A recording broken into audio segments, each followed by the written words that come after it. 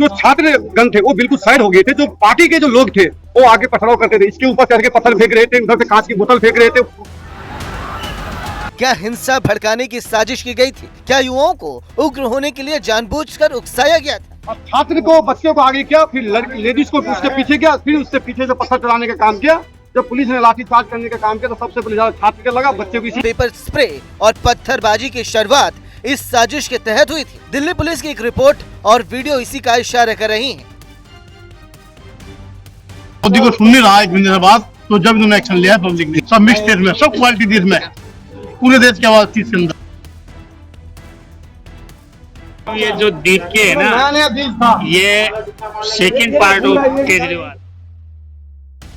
जिस बंदे ने ये बोला था आंदोलन में कि देश को नेपाल बना देंगे, वो अभिजीत दीप्ति के बगल में बैठा है,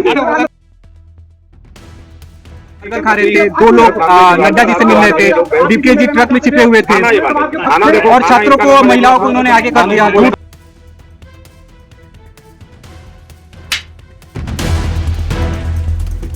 20 दिन से ये आंदोलन हुआ, 20 तारीख से, 20 जुलाई से हुआ था।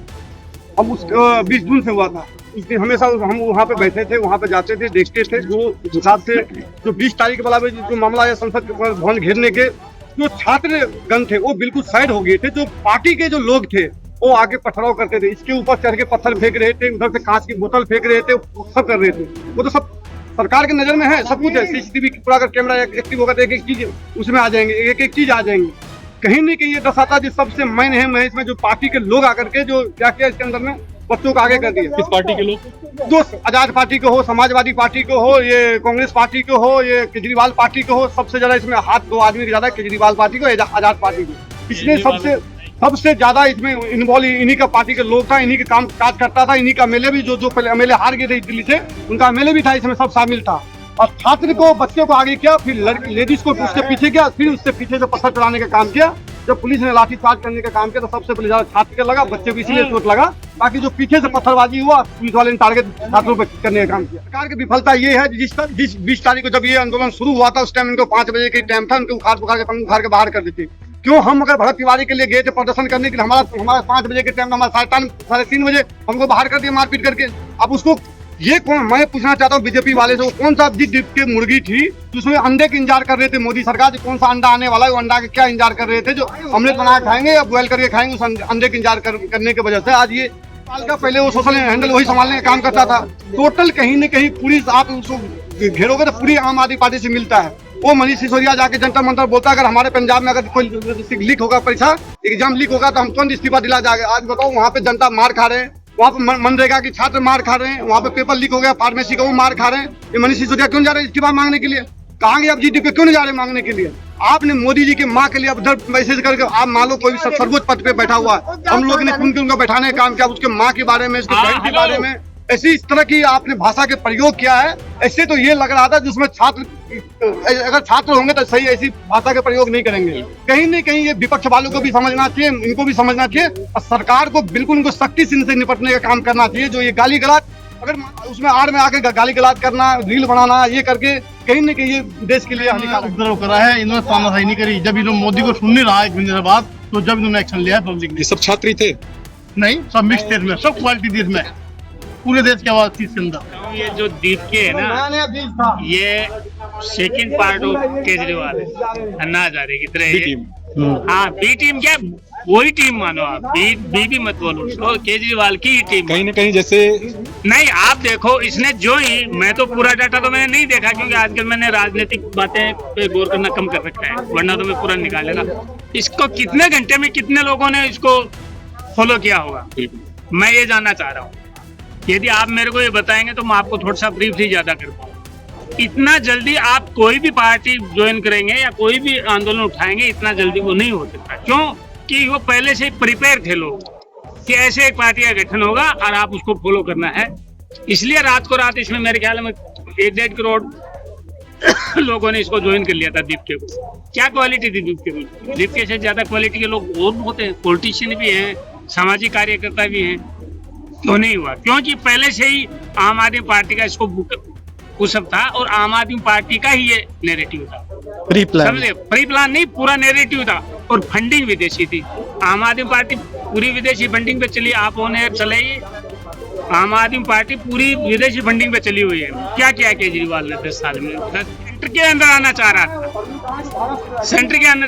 अब आप कह रहे हैं यहाँ छात्र शुरू के 3-4 दिन देखो, जिस देश में लोकतांत्रिक व्यवस्था में यदि पब्लिक ये समझने लग जाएगी कि इस आंदोलन की मंशा क्या है, मंशा को समझ लेगी तो लोग समझ से आएंगे। पहले 2-4 दिन स्टूडेंट आए हैं, नो डाउट, लेकिन जो ये पार्टियों ने इनको हाईजैक किया ना, तब से स्टूडेंट नहीं रहे। तो बता रहा हूँ मैं आपको, मेरे एक्सपीरियंस से बता रहा हूँ, मैं वेल एजुकेटेड हूँ, मेरी फैमिली पूरी वेल एजुकेटेड है। मैं 77 से इन चीजों को ट्रैक कर रहा हूँ। एक भी सरकार अछूती नहीं रही, एक भी सरकार अछूती नहीं रही जिसमें पेपर लीक नहीं हो, सेटिंग से नौकरियां नहीं लगी। आप बताओ, आज वही लोग आके धरना दे रहे हैं, वही लोग धरना दे रहे हैं, वही लोग धरना दे रहे हैं। कर दिया ना, 11 बजे पेश कर दिया, उसमें बहस नहीं हो पाई, आपस में तो मैं हो गया। 12 बजे तक के लिए कर दिया। जो विपक्ष बिल पे भी नहीं तैयार है, नहीं तैयार है ना, मैं आपको बता रहा हूँ, मैं सुन रहा था। फिर 12 बजे से 2 बजे तक एडजॉर्न कर दिया, अब 5 बजे तक का टाइम दिया है, अब 5 बजे फिर संसद बैठेगी। तो मेरे को नहीं लगता 5 बजे करेंगे, और सरकार भी यही चाहती है, माफ, सरकारें भी यही चाहती है कि पब्लिक को किससे क्या लेना देना। किस, जिनके बच्चों को चोट लग गई, जो मर गए, जिनके केस लग गए, उनको पूछो। असल में तानाशाही क्या होती है वो इंदिरा जी ने दिखाया था कि तानाशाही होती क्या है, और उसके बाद राजीव जी ने दिखाया था कि क्या तानाशाही होती है। यूपी में और मोदी जी कोई तानाशाही नहीं दिखा। अगर तानाशाही होती तो ये अगर वो दिखा रहे होते तो जिस तरीके की अभद्र गालियां वो दे रहे थे मोदी जी को, और जिस तरीके की बातें वो की जा रही थी, वो तानाशाही दिखा सकते थे। वो कह सकते थे कि उठा करके वहां से जेलों में डालते, उनको मारपीट करते, छात्रों के साथ छात्राएं इस तरीके की अभद्र गालियां दे रही, उनकी किस तरीके की एक बाहरी देश की प्रधानमंत्री की से उनका संबंध जोड़ करके जिस प्रकार की भाषा का प्रयोग किया गया, वो कहाँ तक उचित है? इसकी अकाउंटेबिलिटी कौन लेगा? कल जो है प्रधान जी के इस्तीफे के बाद कल सीजीपी पार्टी ने एक ग्रैंड पार्टी करी है, उसकी फंडिंग किसने करी? और जिस बंदे ने ये बोला था आंदोलन में कि देश को नेपाल बना देंगे, वो अभिजीत दीप्ति के बगल में बैठा, उसकी अकाउंटेबिलिटी कोई लेगा? जो छात्र मारे गए, एक भाई साहब जो इनके नेता थे वो बर्गर खा रहे थे, 2 लोग नड्डा जी से मिल रहे थे, डीपीके जी ट्रक में छिपे हुए थे, और छात्रों को, महिलाओं को इन्होंने आगे कर दिया, झूठ का एक प्रोपेगेंडा बनाया, छात्र मारे गए, मोदी जी को गाली दी गई, अभद्र टिप्पणियां की, उसकी भी अकाउंटेबिलिटी तो कोई ले, क्यों नहीं ले रहा कोई? डीपीके जी को इसकी भी तो अकाउंटेबिलिटी लेनी चाहिए। अगर पुलिस को प्रोवोक किया जाएगा, उसको मिडिल फिंगर दिखाया जाएगा, तो क्या पुलिस आपकी पूजा करेगी? उस पर पत्थर चलाया जाएगा तो क्या पूजा करेगी? पत्रकार जो आ रहे हैं उनको अभद्र गालियां दी, वो भी तो अपने परिवार के पालन पोषण के लिए तो आ रहे हैं। आपके विचारधारा कुछ और हो सकती है, हमारी विचारधारा कोई और हो सकती है, लेकिन इसका मतलब ये तो नहीं कि हम आपको घेर करके आपको मानसिक रूप से टॉर्चर करें। तो ये जो लोग मोदी जी पे इल्जाम लगाते हैं ना कि मोदी जी तानाशाह है, मोदी जी तानाशाह है, मोदी जी से ज्यादा आंदोलन में जब से ये सारी चीजें हुई, मुझे लगता था कि काश मोदी जी इंदिरा जी होते, काश मोदी जी इंदिरा होते। मैंने ये बिल्कुल मन में सोचा काश होते तो ये आंदोलन जिस तरीके से हो रहा था, जिस तरीके से पत्थरबाजी की जा रही थी, जिस तरीके से पेट्रोल पंप जलाने की कोशिश की गई, जिस तरीके से सीपी में पत्थरबाजी हो रही थी, उस तरीके से नहीं होती थी। मोदी जी पे अपनी ताकत ये है कि अभी जैसा कि भाई साहब ने कहा कि जब 20 जून को ये आंदोलन शुरू हुआ, एक बार जब आंदोलन शुरू हुआ था 5 बजे चले गए, सब परमिशन दी गई, तुरंत परमिशन दे दी गई। क्यों? उनके लिए स्पेशल सुविधा थी, 24 घंटे पहले परमिशन लेनी होती, उनको एयरपोर्ट पे परमिशन का वो दे दिया गया पेपर। क्यों दिया गया भाई? स्पेशल थे वो कोई? उसके बाद दूसरी बार जो उन्होंने प्रोटेस्ट करा आंदोलन के लिए 5 बजे तक था, उसके बाद उनको किसके बिहाफ पे उनको आगे बढ़ाया गया? एक्सटेंड क्यों किया गया?